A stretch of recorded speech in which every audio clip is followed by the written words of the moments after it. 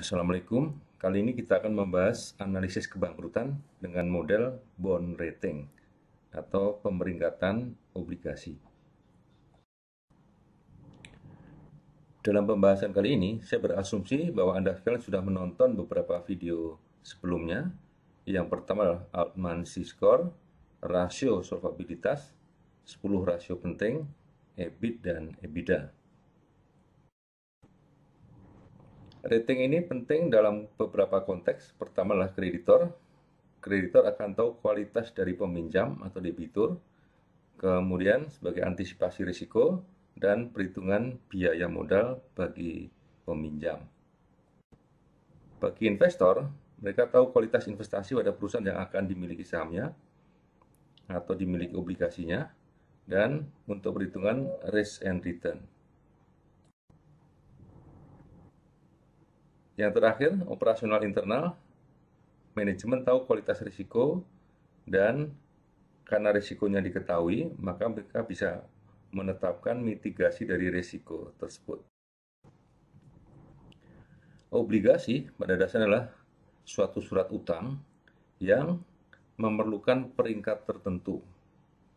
Regulator menetapkan bahwa obligasi harus diberi peringkat sebagai indikator risiko bagi para pemegang atau pembeli obligasi. Nah, pemegang obligasi ini pada dasarnya adalah bersifat seperti kreditor, dan obligasi ini diperjualbelikan di pasar modal. Nah, di pasar modal ini, kita atau si pembeli bisa beralih dari saham ke obligasi, obligasi ke saham, sesuatu yang sangat mudah buat mereka. Jadi bisa dikatakan bahwa pembeli obligasi pada dasarnya adalah investor yang bergerak di pasar modal. Pemeringkatan obligasi dikenal sebagai suatu proses untuk menentukan risiko, dan dalam profesi ini terdapat 3 institusi yang sering disebut secara internasional. Pertama adalah S&P atau Standard & Poor's, kemudian Fitch, Moody's, sementara yang lokal kita sering mendengar Pevindo. Sebelum kita bicara peringkat obligasi, kita akan lihat notifikasi atau kuotasi dari peringkat obligasi. Secara umum terdapat 2 grade, yang pertama investment grade dan yang kedua adalah spekulat. Investment grade adalah peringkat obligasi yang dianggap aman, dan ini rentangnya adalah dari triple B sampai dengan triple A. Jadi paling bawah adalah triple B. Sementara spekulatif adalah double B ke bawah. Ini dianggap sesuatu atau obligasi yang memiliki risiko yang tinggi. Pada dasarnya, peringkat ini adalah suatu peringatan. Tetapi tidak ada larangan buat kita untuk membeli atau menjual obligasi tersebut. Tetapi kalau kita lihat pada sisi risk profile dari masing-masing investor, mereka akan memilih sesuai dengan risk profile-nya masing-masing. Antara obligasi dan Z-score ini terdapat semacam hubungan tertentu.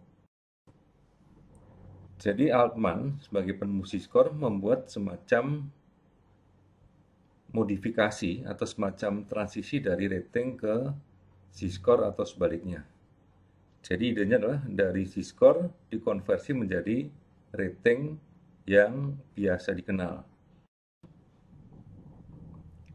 Data Z-score ini untuk menjadi rating kita tambah dengan 3,25 sebagai average EM score. Data ini dikembangkan oleh Altman dan beberapa rekannya dalam menentukan skor tersebut. Jadi di dalam kode ini ditentukan bahwa di atas 5,85 disebut non-bankrupt, atau dalam bahasa ratingnya adalah investment grade. Antara 5,85 sampai 4,5 atau 4,35 adalah gray area, dan di bawahnya adalah bankrupt. Jadi ketika Altman menyebut non-bankrupt, itu sama dengan menyebut investment grade pada bond rating. Perhitungan rating selalu menyebutkan sejumlah rasio tertentu seperti yang sering dipublikasikan oleh S&P. Dalam hal ini, terdapat 8 rasio yang sering dimunculkan S&P dalam publikasi tentang rating tersebut. Nah, sifat dari publikasi itu pada dasarnya adalah informasional dan mereka tidak menyebutnya sebagai standar. 8 rasio tersebut adalah EBIT interest coverage, EBITDA interest coverage, free operating cash flow to total debt, fund from operation to total debt, return on capital, operating income to sales, long term debt to capital, total debt to capital. Nah, ini adalah rincian dari masing-masing rasio. Pada video kali ini saya tidak bermaksud untuk membahas definisi rasio secara lengkap. Anda bisa membaca buku saya tentang definisi tersebut atau mencari publikasi dari S&P dari Google. Sekarang kita akan menggunakan publikasi itu sebagai cara untuk membuat synthetic rating. Synthetic rating pada dasarnya adalah suatu rating yang kita buat berdasarkan suatu benchmark tertentu.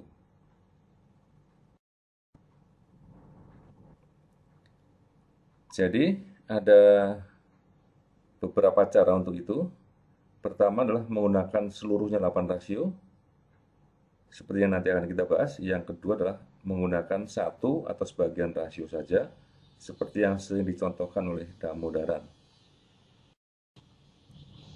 Kali ini kita akan membahas hanya yang menggunakan 8 rasio saja. Baik, jadi kita siapkan 8 rasio tersebut. Dalam contoh ini, bagian atas adalah rasio yang akan kita gunakan sebagai benchmark atau pedoman. Setelah itu, kita ambil data perusahaan dan kita hitung rasio terkait dengan laporan keuangan. Jadi kita hitung sesuai aturan S&P bagaimana rasio tersebut didefinisikan. Setelah itu, kita letakkan hasilnya pada kolom yang sudah disediakan. Langkah yang kedua adalah memberikan bobot untuk masing-masing rating. Jadi dalam contoh ini AAA adalah 10 dan menurun 1 menjadi 9 untuk AA dan seterusnya. Setiap rasio kemudian kita nilai. Dalam contoh ini rasio nomor 7, 39, jatuhnya adalah di triple B, yaitu lebih mendekati 42,5 dibandingkan mendekati 33,9. Dalam hal ini, berarti sel tersebut di mana rasio nomor 6 jatuh pada kolom triple B, kita beri angka 1. Ini kita lakukan untuk semua rasio, sehingga total yang berisi angka 1 akan sejumlah 8. Kita jumlahkan setiap angka 1 itu pada masing-masing sel ke bawah, sehingga terdapat sejumlah angka hasil penjumlahan. Dalam hal ini AA 3 angka, kemudian A 3 angka, sementara triple B 2 angka. Langkah berikutnya adalah mengalihkan nilai tersebut dengan bobotnya. Jadi 3 kali 9 sama dengan 27. Ini kita lakukan untuk semua yang ada di masing-masing kolom. Setelah itu, semua data itu kita jumlahkan ke kiri, ketemu total nilainya adalah 65. 65 untuk 8 rasio.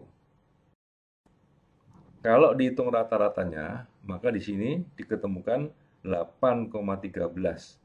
Nah, angka 8,13 lebih dekat ke 8 daripada ke 9 maupun 7. Karena tidak terlalu beranjak di 8, maka di sini kita menggunakan A sebagai nilai dari rating tersebut. Kurang lebih seperti itu. Pada dasarnya, publikasi tentang rating ini tidak terlalu banyak. Jadi, kita beruntung kalau memperoleh data yang mendekati tahun terakhir. Dan dengan data tersebut kita bisa menggunakan sebagai benchmark untuk menghitung synthetic rating atau rating yang kita hitung sendiri dengan benchmark tersebut. Kita berharap bahwa rating minimal yang kita peroleh adalah triple B, yaitu masuk kategori investment grade yang paling bawah. Rating yang tinggi akan berdampak pada biaya utang yang rendah, sehingga pada akhirnya akan meningkatkan value perusahaan tersebut. Baik, demikian pembahasan tentang bond rating. Wassalamualaikum warahmatullahi wabarakatuh.